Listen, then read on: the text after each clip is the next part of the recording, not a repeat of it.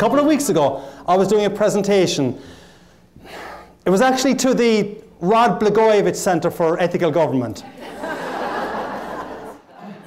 And it was actually, to be honest with you, it was a spellbinding, awe-inspiring presentation. And Rod Blagojevich came up to me afterwards and he said to me, "Conor, that speech is bleeping golden." A little lady came up to me. She was actually a nun. She was actually Mother Octavia of the Seven Sorrows from Six Flags. She had 5 sisters, 4 brothers, 3 were nuns, 2 were priests, and 1 was the black sheep of the family, a politician. But she was a lovely lady. She was kind of like Mother Teresa in size and demeanour and personality.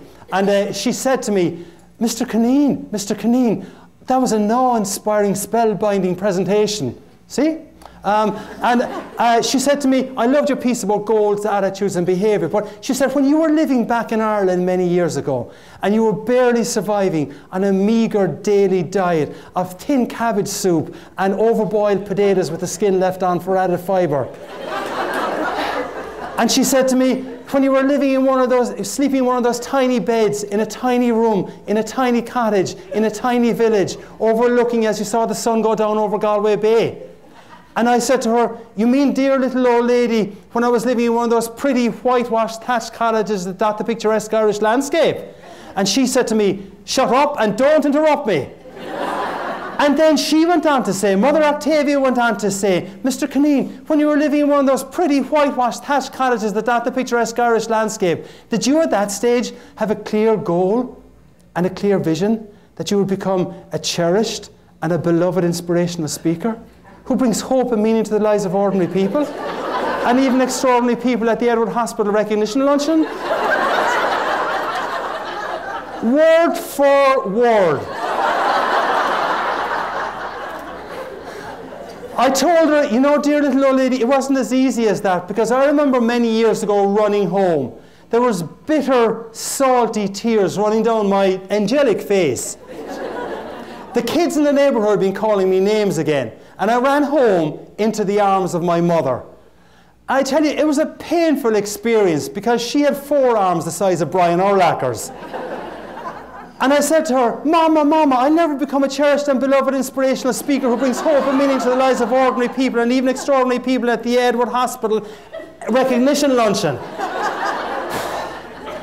Do you know how hard it is to say that to your mother when there's tears running down your freckled face?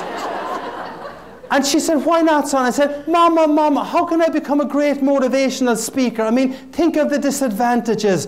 The deadbeat dad, the poor school grades, the poverty and the stutter. I said, how can I be seen to be a motivational speaker when we have none of those challenges as a family? My mother put down her glass of Dom Perignon champagne. And she said to me, son, you will become a cherished and beloved inspirational speaker who brings hope and meaning to the lives of ordinary people. And as for the people at Edward Hospital, son, nothing can help them."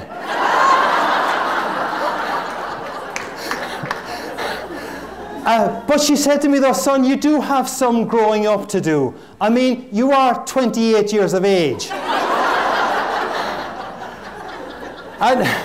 And she said to me though, "Son, but I do have some advice for you." And I said, "The advice I can give you, son, is to remember the gift of GAB."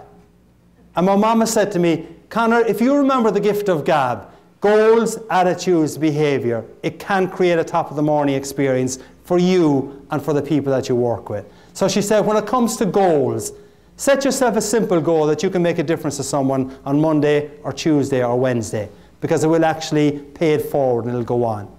When things go wrong, she said to me, and they will, the question to ask yourself is, what do I want my attitude to be? And if you have the simple goal of helping people, if you have a question to remember, what do I want my attitude to be, she said to me, when things go wrong, that is going to help you with your behaviour. And the simple little GPS, the GPS back in those days, the simple little GPS that you can use to help you stay on track with your behaviour is to write down 3 words on your business card, on the paper that you will see today, tomorrow, and on Sunday, Monday, Tuesday, Wednesday, Thursday, Friday. 3 words to describe how you would like someone to describe you. Goals, attitudes, behavior. And I said to my mom, I said, goals, attitudes, behavior. I said, I like it. Will that help me to become a cherished and beloved inspirational speaker? And she said, it might, son, but if you bring goals, attitudes, behavior, it'll definitely help you to be a better person. And was my mom right? Yeah, she was.